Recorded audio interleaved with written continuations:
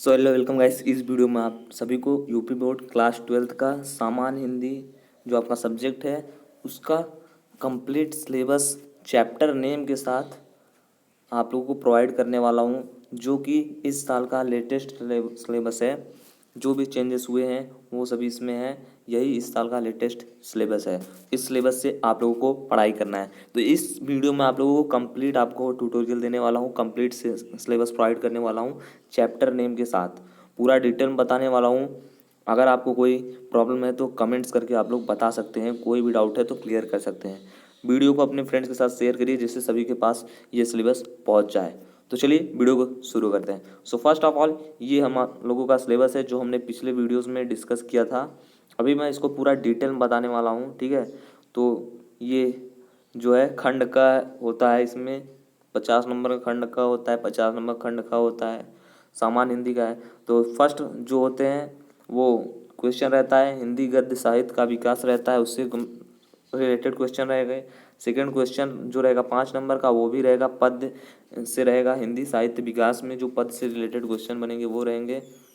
उसके बाद जो थर्ड नंबर रहता है पाठ्यक्रम में निर्धारित गद्यांशों पर आधारित प्रश्न, 5 नंबर, 5 प्रश्न रहेंगे 10 नंबर के लिए। 5 प्रश्न दिए रहेंगे और 10 नंबर आपको उसके मिलेंगे सॉल्व करने के। तो कौन से वो गद्य में कौन से वे चैप्टर हैं जो आप लोगों को पढ़ने हैं, तो वो सभी चैप्टर्स ये हैं आप लोगों के सामने जो कि आपको गद्य में पढ़ने हैं। राष्ट्र के स्वरूप, रॉबर्ट नरसिंह होम, अशोक के फूल थर्ड चैप्टर, फोर्थ है भाषा और आधुनिकता, फिफ्थ है निंदा रस, सिक्स्थ है हम और हमारा आदर्श। ये सभी 6 चैप्टर्स हैं जो आप लोगों को गद्य में पढ़ने हैं। सामान्य हिंदी के गद्य में इतने ही चैप्टर्स आप लोगों को पढ़ने हैं गद्य में।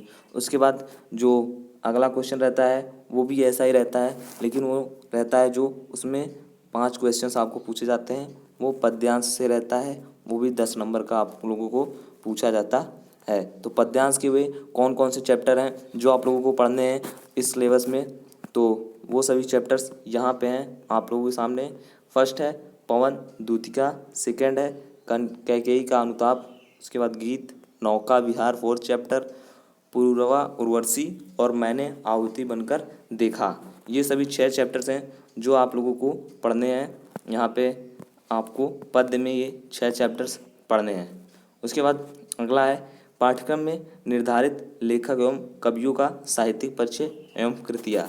तो ये जो है इस जो क्वेश्चन रहेगा इसमें किसी एक लेखक का पद्य में से पूछा जाएगा जीवन परिचय, और किसी एक कवि का पद्य में से पूछा जाएगा किसी एक कवि का, और गद्य में से किसी एक लेखक का। तो वो दो क्वेश्चंस इसमें दो क्वेश्चंस में बनेंगे और 8 नंबर आपको दे के जाएंगे। उसके बाद अगला क्वेश्चन रहेगा आपका पाठ्यक्रम में निर्धारित कहानियों एवं का सारांश एवं या फिर उद्देश्य। कहानी जो भी है, कहानी का चैप्टर है उसका आप लोगों को सारांश या फिर उद्देश्य लिखना रहेगा। एक कहानी का लिखना रहेगा, 4 नंबर मिलेगा। तो कौन कौन से वो कहानी के चैप्टर्स हैं वो आपको बताता हूँ।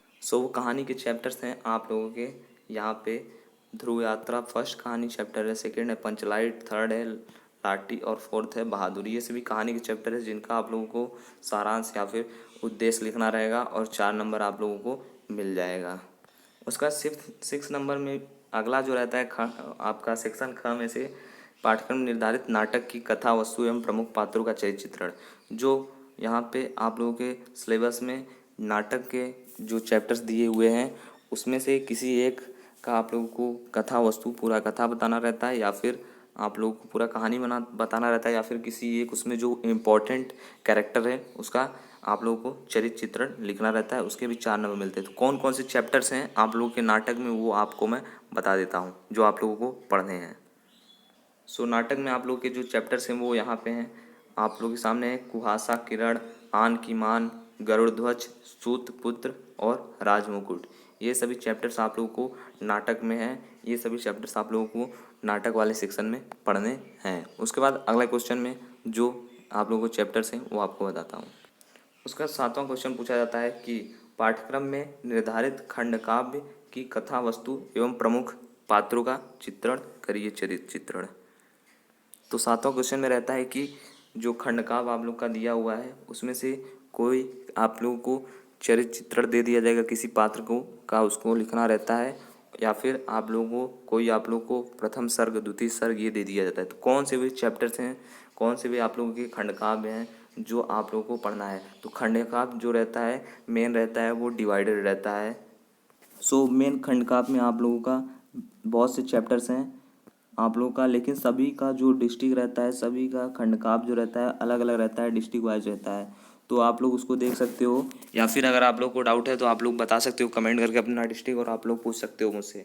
तो यहाँ पे मुक्ति यज्ञ है खंड काव्य में चैप्टर्स, मुक्ति यज्ञ, सत्य की जीत, रश्मि रथी, आलोक वृत्त, त्यागपथी और श्रवण कुमार ये 6 चैप्टर्स खंड काव्य में हैं जो आप लोगों को पढ़ना रहता है। किसी एक को आप लोगों को पढ़ना रहता है, वो आप लोगों का डिस्ट्रिक्ट वाइज रहता है।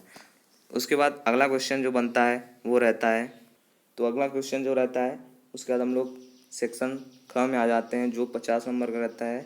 और इसमें आप लोगों का जो रहता है संस्कृत, अनिवार्य संस्कृत। तो उसमें कौन कौन से चैप्टर आते हैं वो आप लोगों को मैं बताने वाला हूँ, जो आप लोगों को पढ़ना रहता है। उसमें से आप लोगों को या फिर गद्यांश दिया जाएगा या फिर आप लोग को एक श्लोक दिया जाएगा, उसका आप लोगों को संदर्भ सहित अनुवाद करना रहता है हिंदी में। संस्कृत रहता है उसको हिंदी में अनुवाद करना रहता है, उसका आप लोगों को 8 नंबर मिलता है। तो कौन कौन से चैप्टर उसमें आते हैं वो आपको बताता हूँ। सो वो चैप्टर्स हैं, फर्स्ट चैप्टर भोज्यस्योदार्यम आत्मज्ञ एवं सर्वज्ञ, थर्ड चैप्टर है संस्कृत भाषायाम महत्वम, और अगला है जातक कथा और सुभाष रत्नानी। और भी जो 2 चैप्टर्स बचे थे वो हैं महामना मालवीय और पंचशील सिद्धांतम। ये सभी चैप्टर्स हैं जो आप लोगों को आपके संस्कृत सेक्शन में पढ़ने हैं। उसके बाद अगले क्वेश्चन इसमें सेकंड में बनता है लोकोत्तरी मुहावरा, आप लोग को अर्थ प्रयोग करना रहता है, उसका 8 नंबर मिल जाता है।